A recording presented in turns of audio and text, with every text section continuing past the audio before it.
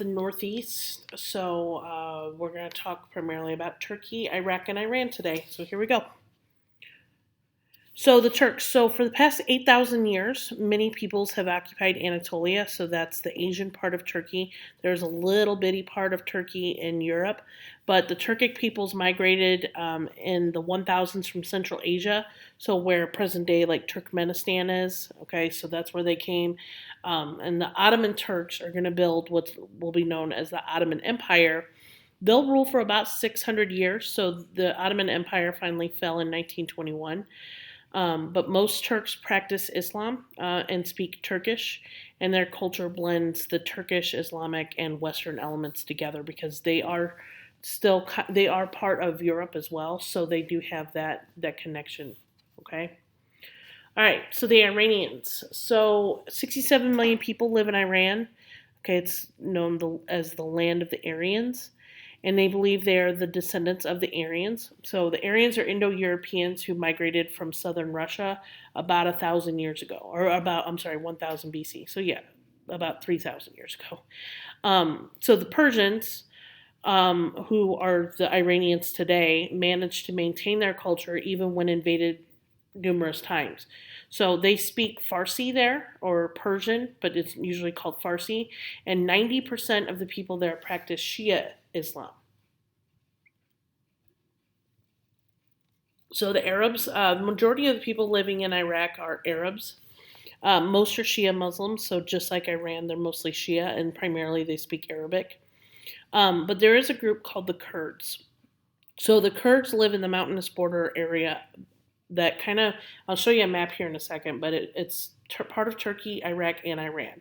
Most of these are Sunni Muslims, and most of them speak Kurdish, which is more similar to Farsi than it is to Arabic. They don't have a country of their own, but they do call the territory that they live in Kurdistan.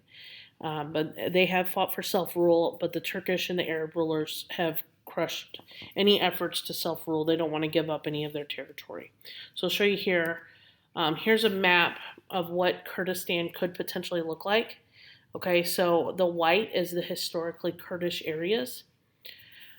The only place that is kind of independent is this orange. So Iraq has given some autonomy to the people, the Kurds who live in this area here. Okay, so this is the part of Iraq, but you can see it's Kurdistan. If it were to exist, it would take up part of Iran. It would take up quite a bit of Turkey, even a little bit of Syria, and some of Iraq there. Civilizations and empires. So many civilizations arose in Mesopotamia. So this is where we first, in the history of the world, see the first civilizations. So this is the very first culture hearth. Okay, so we've seen this word before, but a culture hearth is a center where cultures developed and spread outward. Okay, so this was a large, rich agricultural region, and this is known as the Fertile Crescent. Okay, and it's known that because it is kind of shaped like a crescent. So this right here is a map of the Fertile Crescent. Okay, so the Sumerians, they lived in Mesopotamia. They mastered farming by growing crops year-round, and they used canals to irrigate. So Mesopotamia means between two rivers, or between the rivers, and so the Tigris and the Euphrates both flow right through here. And so it was very easy to do that because there were two rivers as a water source. They also made great strides in mathematics and engineering. They created a code of law we known as Hammurabi's Code.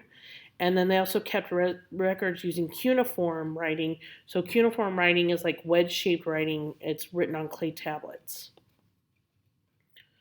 The Phoenicians. So the Phoenicians traded widely across the Mediterranean around 3000 BC. What they're most known for is creating the alphabet. Okay, so that's why it's called phonics. Okay, it's named after the Phoenicians. But their first two letters were A and B. Alpha, beta, eventually is what it's going to be called in the Greek. And then, so that's where we get the name alphabet. Okay, so this obviously is going to lead to our alphabet because ours is based off the Greek, which is based off the Phoenician. But during the 500s BC, the Persian Empire will extend across the region. Okay, so this right here is kind of a timeline of the different the different empires that are going to control this region. Okay, so you can see it really starts with Sumer. Okay, and then the Babylonians take over the Akkadians and that, and then Assyria and then Persia. Okay, the modern era. So Western Europe controlled most of this region by the late 1800s. Britain controlled Iraq until 1832. But since then, Iraq has experienced periods of turmoil, including a war with the U.S. That should say 1932. Okay, 1932, not 1832. Go ahead and change that in your notes. Okay, because what happened was is after World War One, the British and the French controlled a lot of this area as mandates. So what that means is they controlled it on behalf of the League of Nations. Okay, so they don't technically control it, but they do. The Ottoman Empire came to an end following or at the end of World War One, and so Turkey was established. So this is what's left of the Ottoman Empire. This was established in 1923, and this is now a secular republic, and it is a candidate to join the EU, but it has not made many strides to join it.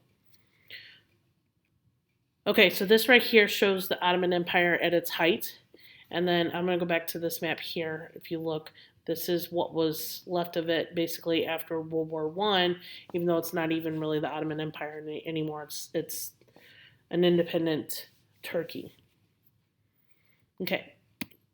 So Iran borders Iraq on the eastern side of the Zagros Mountains. So there is a natural boundary between Iraq and Iran. And so they have experienced political and social upheavals too. So, for example, in 1979, their secular government was overthrown during the Islamic Revolution. And so the clerics or the mullahs came to power, and they still to this day hold power in Iran. Okay. They have what's now called an ayatollah, which is almost like a dictator. He has to share power. I'm using share in quotations with a council, but he gets to vote on who's on the council, so they always agree with him. Okay, so the era of oil. So in the early 1900s, oil was discovered in the Persian Gulf, and over time, large quantities were produced, and the oil has come under control by regional powers. But in the late 1950s, the Gulf states of Iran, Iraq, Kuwait, and Saudi Arabia, and then Venezuela joined as well. They decided to form what's known as OPEC. That still exists to this day. Okay, so these countries, it's called the Organization of Petroleum Exporting Countries. These countries work together to regulate production and to set prices basically on oil to keep the oil prices high enough to where it is profitable. In 1973, it did impose an embargo. An embargo is a ban on trade when they became angry over the Arab-Israeli war, and so they put an embargo over Israel, which didn't really help them too much, but that's okay. All right, education. So education is compulsory through grade 6, so it's mandatory in Iraq, and then grade 8 in Turkey. Literacy rate in Iran is around 80%, 86% in Turkey. But before the revolution, the Islamic Revolution, less than 50% were literate. Efforts have been made to reform education from more of a secular approach to a more religious focus. So it's kind of the opposite of what we do here, where there's a lot of people who want to move away from the religious to the secular in this country. Healthcare, it really varies. Iraq has been struggling to rebuild since the death of Saddam Hussein, and that happened in I don't know what years, early 2000s. But the Persian Gulf War, the first Gulf War in 1991, was not good for it either. And the others, the hospitals are government owned, but like I've said before, they suffer from doctor shortages and rationing of care and all that stuff. So, okay, the arts. So the early civilizations created sculptures, so like fine metalwork and large buildings. For example, the Sumerians built ziggurats. Okay, so this is an example of a ziggurat. This is what it would look like from the ground. So a ziggurat is a pyramid-shaped building with a temple on top. Okay, and then literature is based on oral traditions, epics, and poetry. So, for example, the Rubaiyat, which is a poem by Omar Khayyam. Okay, and that's all I got for you today. I hope you all enjoy the rest of your day. Don't forget to do your processor.